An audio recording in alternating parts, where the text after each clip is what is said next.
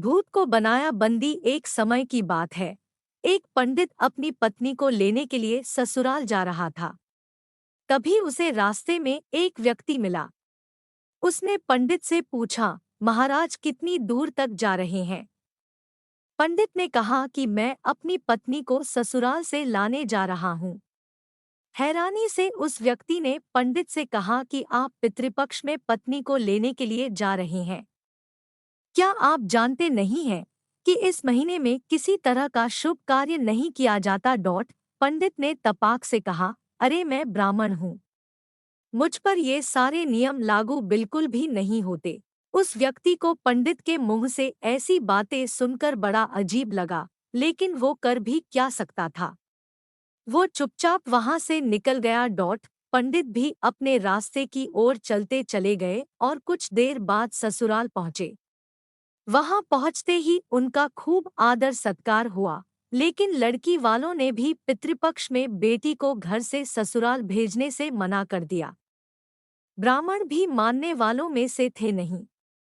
उन्होंने जिद पकड़ ली कि वो अपनी पत्नी को लेकर ही जाएंगे और होते होते वो अपनी पत्नी को लेकर अपने घर की ओर निकल पड़े।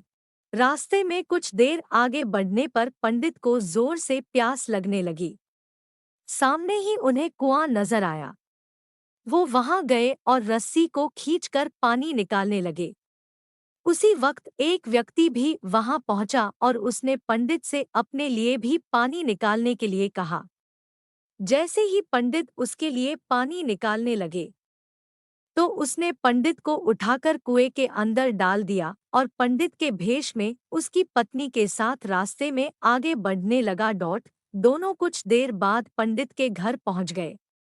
वो व्यक्ति पंडित का ही रूप बनाकर उस महिला के साथ रहने लगा। ऐसा होते होते तकरीबन 3 महीने बीत गए, लेकिन पंडित अभी भी कुएं में ही फंसे थे। कुछ दिनों बाद उसी कुएं के पास से एक व्यक्ति अपनी बैल लेकर गुजर रहा था।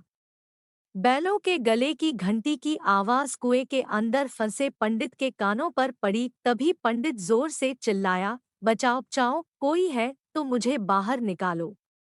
बैल लेकर जा रहे आदमी को लगा कि कुएं से कोई भूत बोल रहा है। फिर भी वो हिम्मत करके कुएं के पास गया और पूछा, कौन हो तुम? पंडित ने कुएं के अंदर से ही उस व्यक्ति को अपने साथ हुई पूरी घटना के बारे में बता दिया। सब कुछ सुनकर उस इंसान का दिल भर आया और पंडित को कुएं से बाहर निकाल लिया।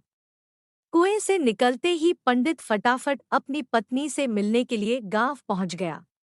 वहां जाते ही उसे पता चला कि उसी के भेष का एक इंसान गांव में रह रहा है। पंडित ने अपने पिता को बताया कि मैं आपका असली बेटा हूँ। इसने मुझे कुएं में धक्का मार दिया था और मेरा रूप लेकर यहाँ आ गया है। यही बात पंडित पूरे गांव वालों को बोलने लगा, लेकिन किसी ने उसकी बात पर भर। इतना सब देखकर लोग समझ गए कि असली पंडित कौन है। सबको पता चल गया कि वो भूत था जो लोटे में घुस गया था। वह भूत पंडित को सबक सिखाने के लिए उसका रूप बनाकर उसी के घर में रह रहा था, क्योंकि वो पितृपक्ष में शुभ कार्य कर रहा था। कहानी से सीख, बड़े बुजुर्गों द्वारा कही गई बातों के पीछे कोई न कोई वजह छिपी होती है। इसलिए शुभ कार्यों को पितृपक्ष में नहीं किया जाना चाहिए। बुजुर्गों के अनुभव के आधार पर ही कुछ समय के लिए पितृपक्ष के दौरान शुभ कार्य करने से रुक जाना चाहिए।